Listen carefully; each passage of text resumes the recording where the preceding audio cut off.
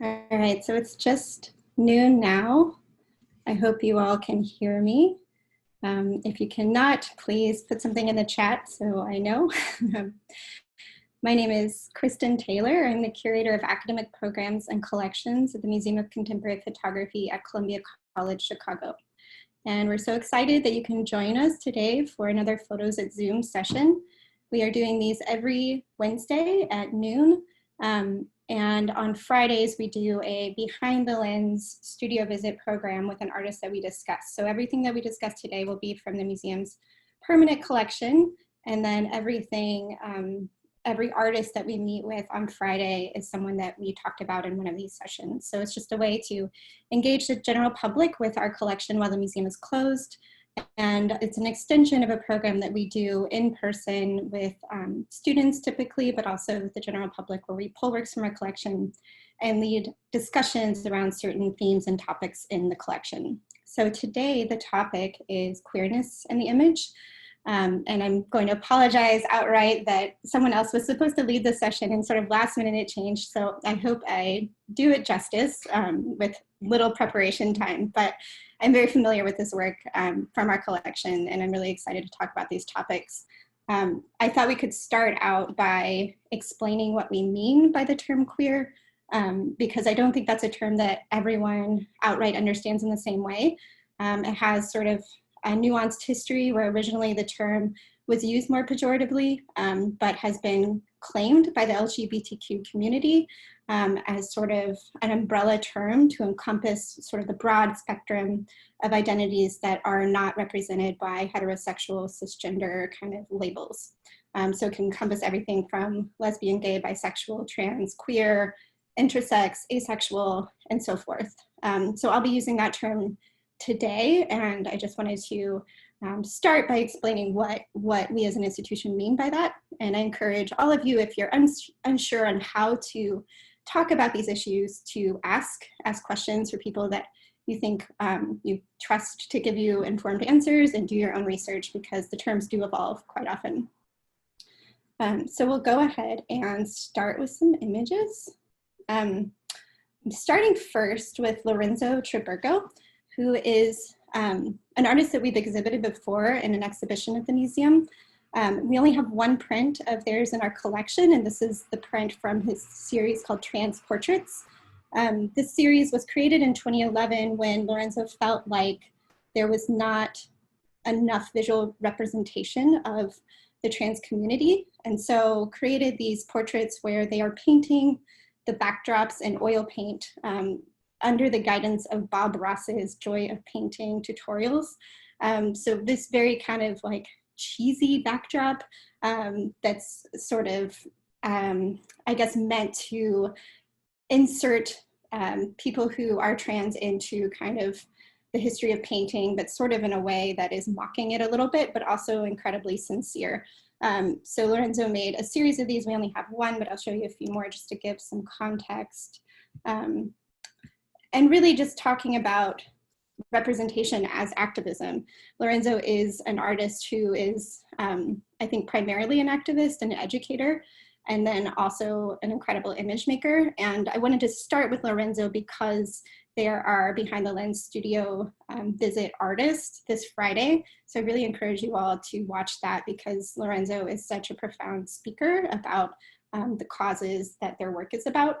And this is an older series, but since this series, Lorenzo has mostly been working about the kind of incarceration rates and harsher sentences of people in the LGBTQ community. So thinking about abuse of power with the criminal justice system is kind of especially pertinent this week. And I encourage you all to watch Lorenzo's thoughts on those topics. So yeah, we'll look at some more of their work, but I wanted to start with Lorenzo and give the pitch early for all of you to join us if you can for that. Here's one more. I love the kind of happy little trees in the background. If any of you have watched the Bob Ross videos, trees are definitely something that Bob Ross goes over. And I forgot to mention at the beginning, if anyone has any questions throughout this, please post to the Q&A. You can also post in the chat. If you do post in the chat, make sure you select the drop down that says all panelists and attendees so everyone can see your comments. And I'll be taking questions probably at the end of the session, but please feel free to ask throughout. So thinking about the importance of representation, which is a theme that will be coming up again and again in this session, we sort of have to talk about Zackary, Drucker, and Rhys Ernst, I think, even though we have talked about their work before in the session on photographing the domestic. These two artists are pictured in the images. Here we see Rhys Ernst on the left and Zackary Drucker on the right. And they made this series from 2008 to 2013 about their relationship, but they weren't really thinking about it as a photographic series to be exhibited or published. It was more like personal documentation of their relationship with each other, but also their relationship to their own selves and bodies as they both went through gender realignment surgeries. So Rhys Ernst on the left was transitioning from female to male, and Zackary Drucker was transitioning from male to female, and they were in the relationship throughout that, sort of documenting just like the day-to-day of their lives, and then also the kind of this like massive change with kind of their own bodies. So this image I really love in particular because it is so commonplace, and because it's just them sitting in their lawn chairs with like the dog in the background waiting for a parade to start. That in a way is so significant that we don't see often enough people who are considered, I guess, marginalized, presented in a very normal day-to-day way. We're used to seeing kind of images of like hardship or images that I guess are the opposite of just kind of boring moments. So this one I think is really special. Even just the way it's printed is small, it looks kind of like a snapshot. It's not super clear because it wasn't created for an art museum originally. And here's another one of Rhys Ernst from 2008 that I think really implies kind of the intimacy and the romance between the two of them. So I just think this one's really beautiful. So I guess moving into the next artist who's also picturing trans individuals is Jess T. Dugan, who I see is joining us today, which is great. Jess is part of our MOCP family. She worked at the museum while she was studying at Columbia College for graduate school, and it's really fantastic person and artist. And this series Jess did with her partner, Vanessa Fabre. And Vanessa is not listed as the maker on the images because Jess takes the photographs, makes the photographs, and Vanessa conducts interviews with the subjects, and they have lengthy titles that are paired with the images when they're installed and with the book of the interviews that Vanessa is conducting. So this image here is of Didi Ngozi in Atlanta, who's 55, as we see in the title.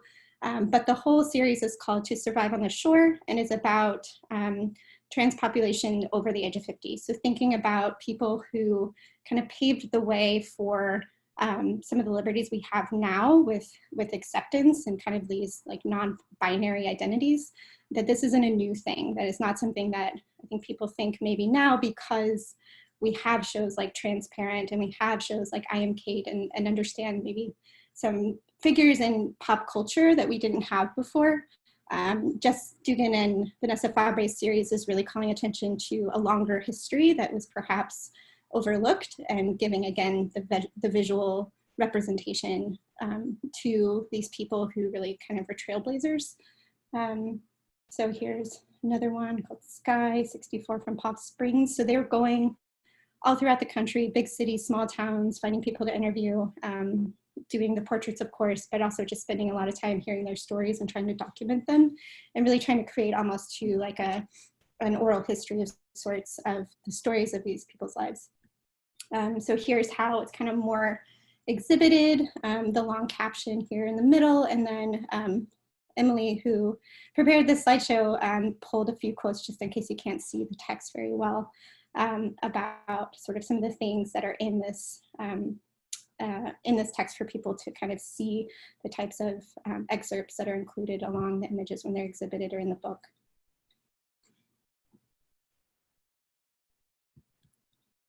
And here's another. I see the question about the subtitles. I know it's a little distracting.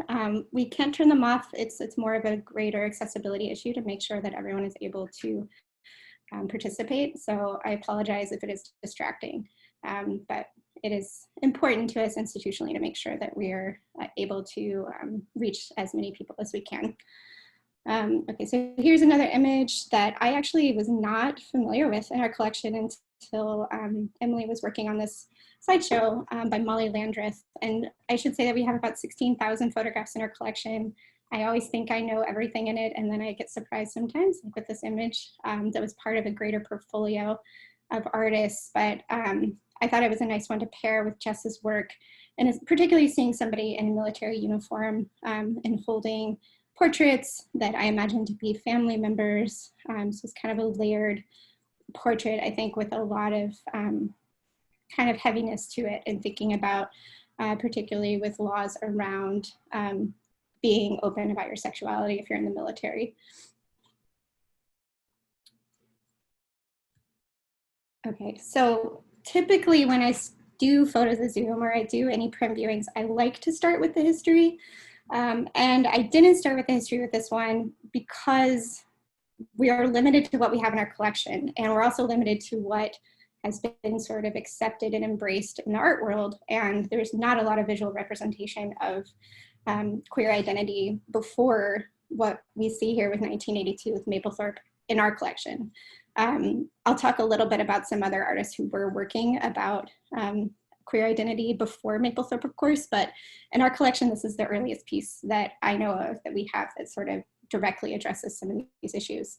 Mapplethorpe is, of course, like a household name, I think, at this point. A lot of people know him from the National Endowment of the Arts controversy, where he had, or there was an exhibition of his work 4 months after he died that traveled, and it went to the Corcoran in Washington, D.C., and there was big protests because 7 of the 175 images were deemed explicit and pornographic because they were picturing sort of male partners, and they were, you know, I guess like very sexual in content, but it caused like kind of a huge outrage about government funding for art and what is kind of appropriate for taxpayers to fund for artists, and then just bigger issues on censorship and expression. And so this image is just a self-portrait, but it's one of my favorite images in our collection. It's so stunning in person because the size is very small. It kind of pulls you in, and then the tonality is very, very rich. And I love that he calls it a self-portrait, because I think most people think of portraiture as like needing to see the face of the subject and connect with kind of the eye contact. And for Mapplethorpe to just show the outstretched hand, I think kind of gives more emotion than so many other portraits I've ever seen. And it's on this bare mattress that sort of implies the loss of someone, either through a breakup or through death. I mean, this is in also the 1980s in New York. Mapplethorpe himself died of complications of AIDS. So it's a very personal subject matter, the HIV/AIDS crisis. So this is a really stunning portrait in person. And then we have another that is more, I guess, typical Mapplethorpe, another self-portrait where he has, of course, like wearing makeup and sort of maybe performing against certain gender expectations.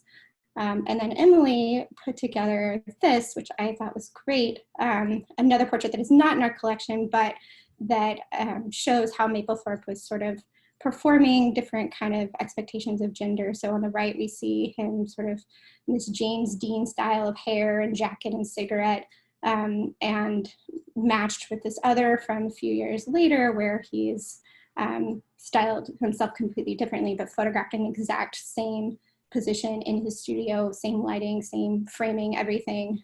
It's a really lovely diptych that I don't think has ever been exhibited like this. I think Emily just put it together, but yeah, I think it's really powerful.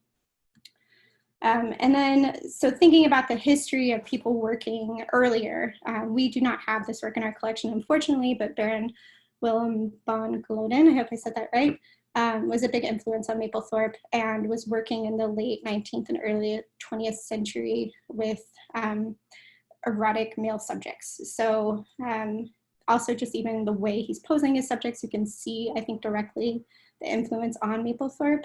And this artist, sort of similar to Mapplethorpe, was also villainized. A lot of his work was destroyed during World War II and labeled as obscene and pornographic. So a lot of it did not survive, unfortunately. But it's just an interesting part of the history, again, thinking like sort of like we talked about with Jess Dugan's work. There's a much longer history than what I'm going to talk about today. I'm limited to what we have in our collection, but I hope that we learn more and more of works that we didn't know about to show us more of this history that hopefully was documented more. So I thought that would segue nicely into Ike Ude's work. Ike Ude does a lot of work about kind of the performance of the self and the construction of the self. This is him on the cover that he's placed himself on the cover of the Yellow Book, which was a very famous or infamous publication in London in between 1894 and 1897.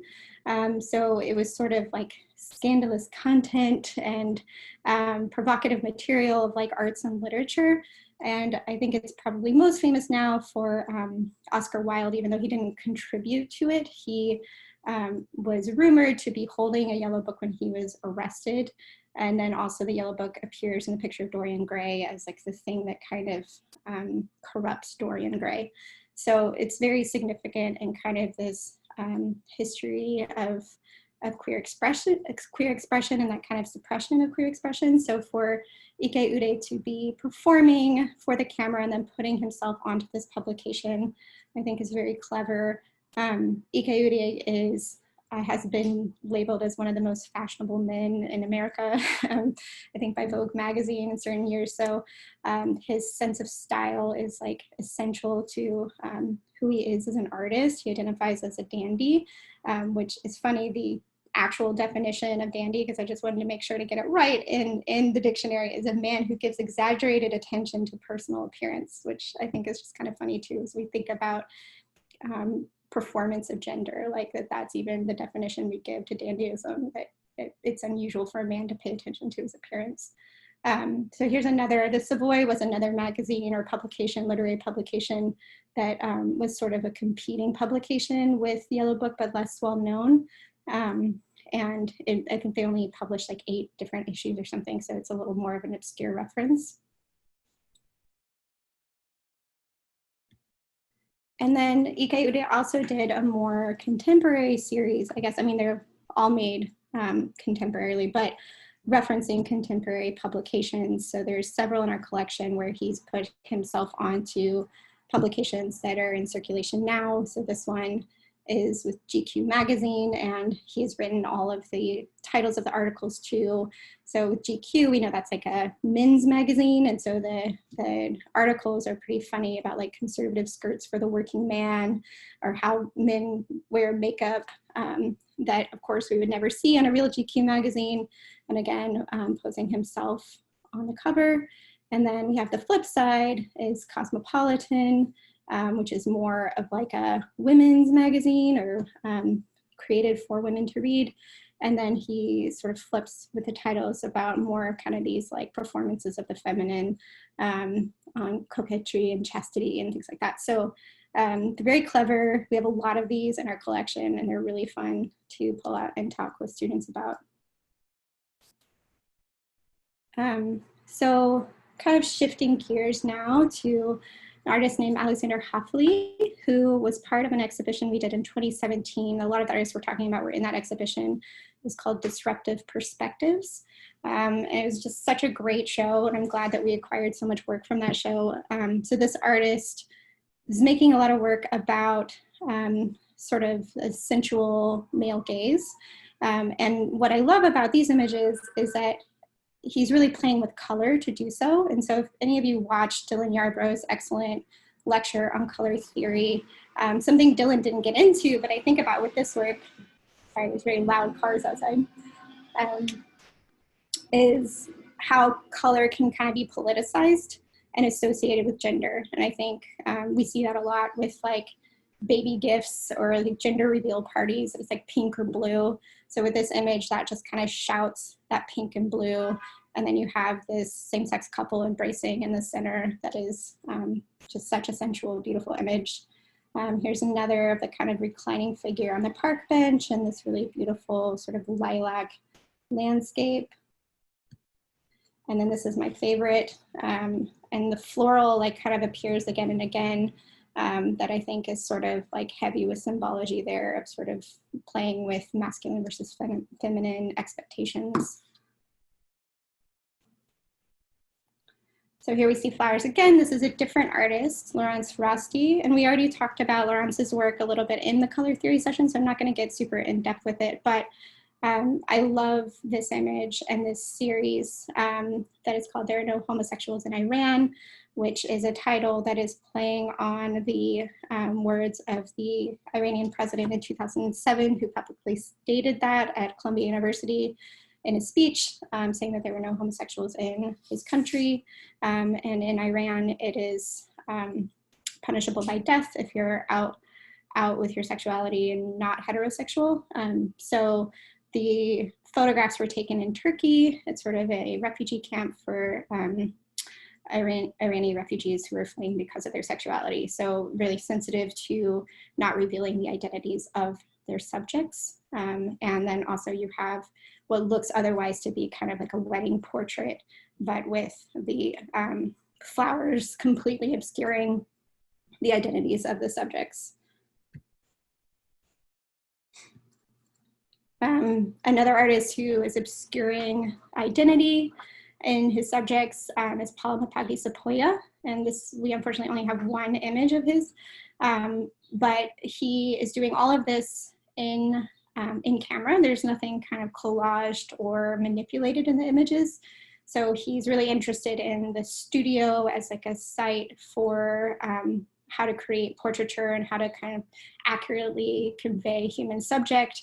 But then he plays with our need to sort of see and connect with human subjects by never giving us kind of eye contact or like a face to connect with. So here to make this image, Paul Sepuya is standing in front of a mirror with the tripod. So this is kind of his arms.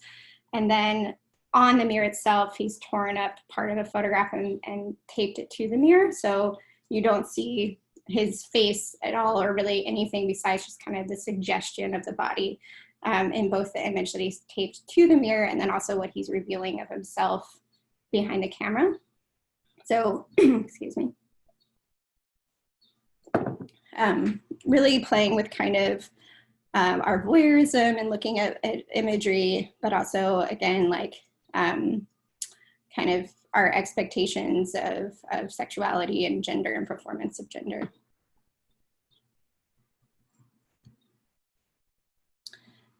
This is one of my favorite pieces in the collection, and Leonard Suryajaya is a Chicago-based artist, originally from Indonesia.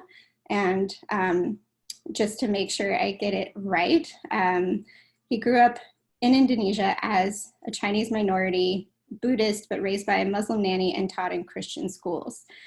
So he kind of calls himself placelessness, I guess is a term I've seen him use in interviews.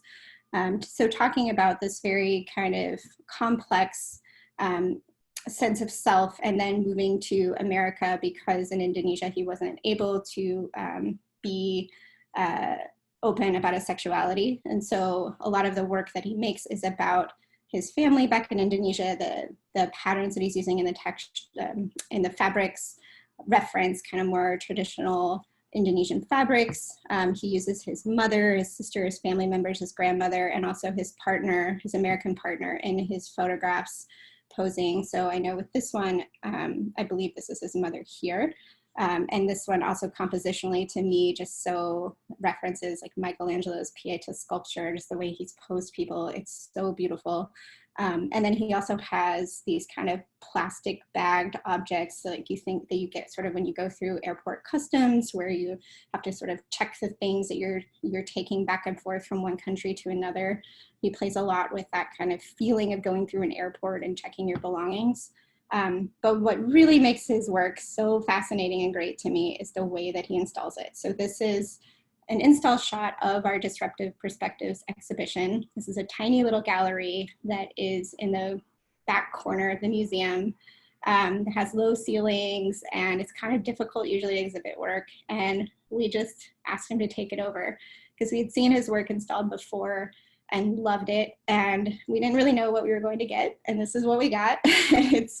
It was just so stunning in person. He covered from the top of the ceiling down to like all the tiles on the floor with kind of a contact paper wallpaper that he designed. Entirely covered an artificial house plant here that we see. The lamp, every corner of it is covered. And then he created this kind of sitting area where people could sit. And then as you're sitting here, it was recording you and putting you on the video here that we see on the right. So you were kind of also being surveilled. So again, kind of that feeling of walking through an airport or a place where you're being monitored with the plastic bags over other plants. And then the photograph that we acquired was sort of exhibited on the left off camera here, but you see another photograph exhibited here. So there were photographs within this huge installation that were equally as like patterned and vibrant and colorful. And you would think it would be overwhelming, but they're not. They're just so wonderful in person. And you think about kind of like these notions of identity that you think are just so clear. He's just does such a good job of unraveling it all. And there was some quote that I saw on Strange Fire, I guess magazine or online publication, where he says, "I want to prick, disorient, and open up different ways of seeing other people." So I think that he is just a really fascinating artist, and a lot of it is probably due to his background being not just this kind of like, I was raised here in this type of environment. It was sort of so eclectic that you see that in his work. And then, whoops, going too fast. We have Whit Forester, who is another Chicago-based artist. I love my Chicago-based artists. And he has made work he calls In Search of the Numinous, I believe is the title of the series, where he's photographing houseplants in his home, in the studio, and then printing the photographs large scale and then painting with gold leaf directly onto the photographs. So anyone who did maybe grow up Catholic or has been in Catholic churches will probably instantly recognize these sort of halo shapes with the gold leaf. Is something you see a lot on like portraits of saints and kind of within Catholic churches. But he's doing this to his houseplants. Something that I think is so interesting about Whit Forester is that he's thinking about issues of identity and queer representation, but not using a human subject ever. And I'm always interested in artists who are toggling that line of using the landscape or the still life to talk about identity. I think it's very hard to do, and I think he does such a good job at it. And thinking about the house plant in particular as a nice metaphor for people who are maybe overlooked or disregarded, that you can maybe just not see your own house plants because they're just kind of in the background.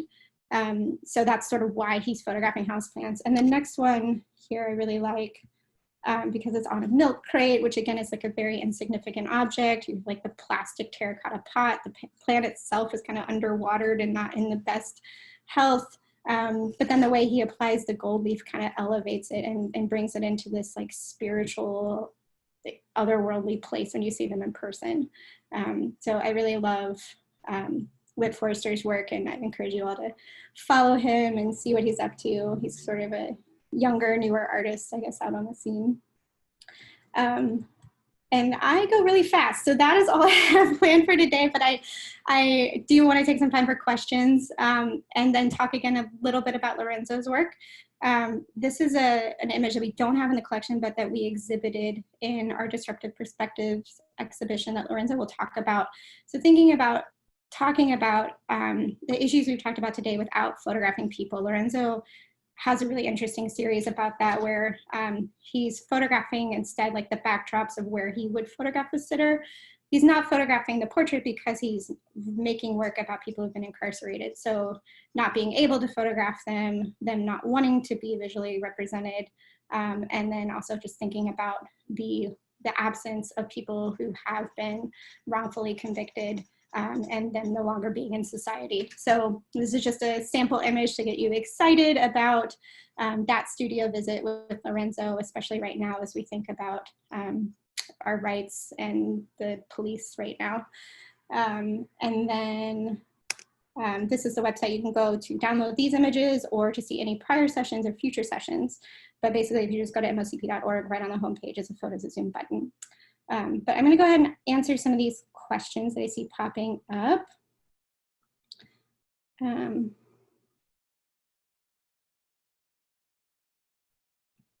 Okay. Raphael Soldi asked, does the museum have any kind of strategy or procedure for assessing equity in its collection during the acquisition process? Yes. I would say it's not, I mean, it's not exactly written down like a formal procedure. We do have a collection policy, and we do have kind of a growing wish list of works that we want to add to the collection that we have to be strategic about with our budget. But I would say that filling in the gaps of our collection is our top priority, and making sure that the works that we're collecting are representing as diverse of a world as we live in. So when the museum began collecting work in the late 70s, we were only collecting work by American artists made after 1955, I believe. And then gradually over time that changed, and we opened it up, of course, to international artists, and then took away any kind of begin date to what defined contemporary. And I would say now that we definitely are prioritizing making sure to add in some of these non-American artists, and of course non-white artists, and making sure that our collection reflects the interests of the students who come see these works in person. When we're collecting, we're always considering the educational component. And Columbia College is a wonderful institution where the students are really interested in seeing images that reflect their interests. And so they kind of keep us current, I think, too. I hope that answers your question. And then Hinda Safe asks, what do people think these days about Mapplethorpe's depiction of queer Black men or bodies? Any discussions regarding depictions, objectification of people of color, and self-representation? That is a hard question for me to answer. If anyone has their own thoughts to that, because I think Hinda's asking about what other people think, please post them in the chat.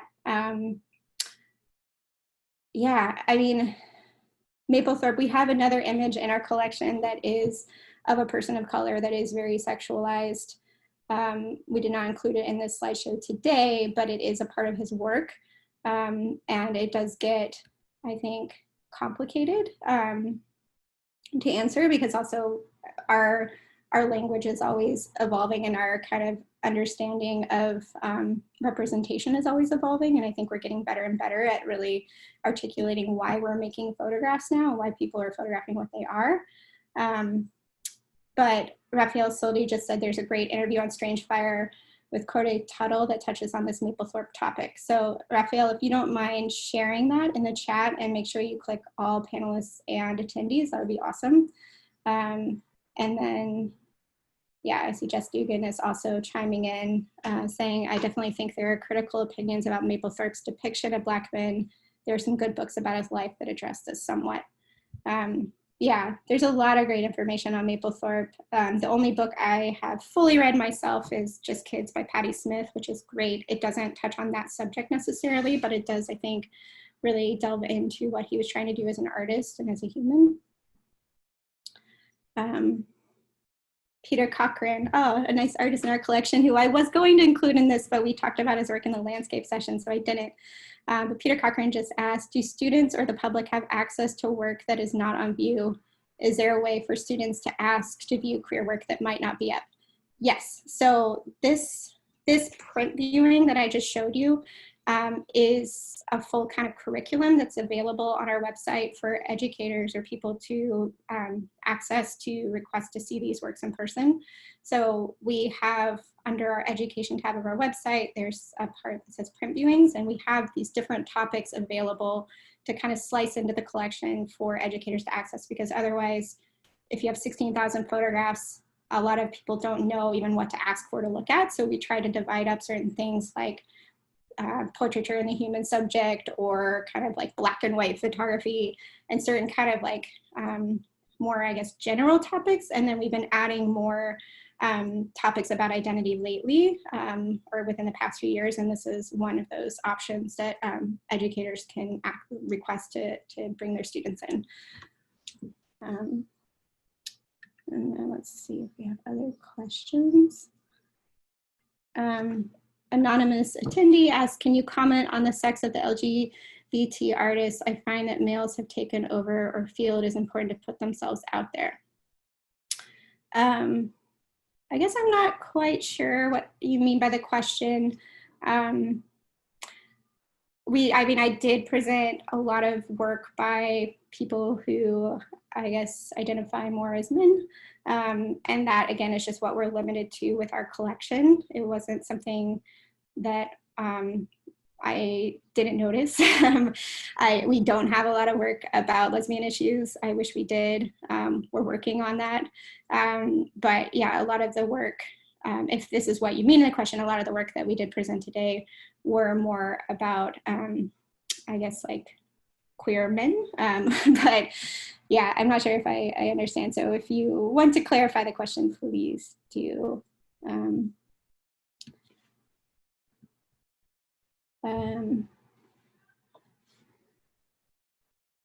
See, there's some more questions coming in.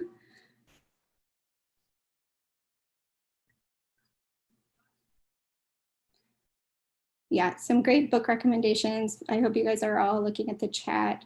Some good links. Deborah Orloff asked if this talk will be available for educators to use in class in the future. And yes, all of our photos at Zoom sessions we record and put on our Vimeo page. So that will be available probably tomorrow, and it will stay on our website. Oh, and I forgot this very last slide that is very important, is what is going to be next week. If you all are still here, is that Carissa Meyer, our registrar, is going to lead a session on alternative processes, and Carissa is an alternative process artist herself. It's wonderful, and that one will be very lively. And then on Friday, we're doing a behind the lens with Ame Bobian, and just to give you a preview of what her work looks like, because I clearly love constructed crazy installations that are very colorful. Ame is really fascinating, and her studio is incredible. So next week is going to be really exciting. And every week we'll be doing a different topic that kind of develops as we understand when the museum will open again. We actually had some staff in the museum today installing our next show, so hopefully that will be open this month. See a few more questions coming in. Jess Dugan is asking, can you talk about the Midwest Photographers Project? There are a lot of LGBTQ artists in there, as you know, and I use that a lot when I was teaching in classes. Yeah, thank you, Jess. So the museum has both its permanent collection of 16,000 photographs that are permanently there, and then we have a rotating archive called the Midwest Photographers Project, where we have rotating portfolios by artists working in the Midwest region, and it's just 15 prints by the artists on loan for 3 years that we use educationally. So when people come in person to look at works from our collection, we heavily pull from the Midwest Photographers Project because it shows students what artists right now in this region are doing, and it's nice to kind of complement maybe things that are more historical in the collection or things that are maybe more difficult to pull for conservation reasons. So Whit Forester, who I talked about, is an MPP, and Jess Dugan, of course, is based in St. Louis, and her work is an MPP. So that's a great resource that I think is very specific to our institution. We're very proud of. So thank you for bringing that up. Let's see. Okay, so anonymous attendee also asked, do you have a breakdown of the educational background of the visual artists included in the collection? Are they usually coming out of schools like Yale, CalArts, SAC, et cetera, because that might shape the options to be included?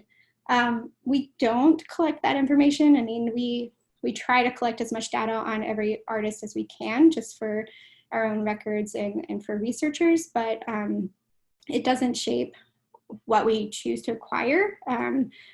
I think our museum in particular is more willing to take risks on artists who maybe don't have the background and haven't been exhibited anywhere else yet.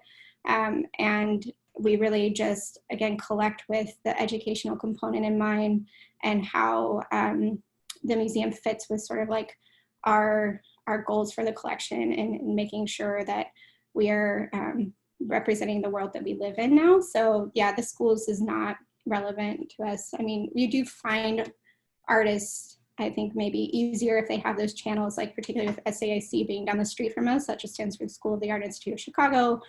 A lot of those artists we meet just because we have a good friendship with the faculty there, and they'll invite us to do portfolio reviews. And then it's kind of like Leonard Suryajaya, I hope I said his name right.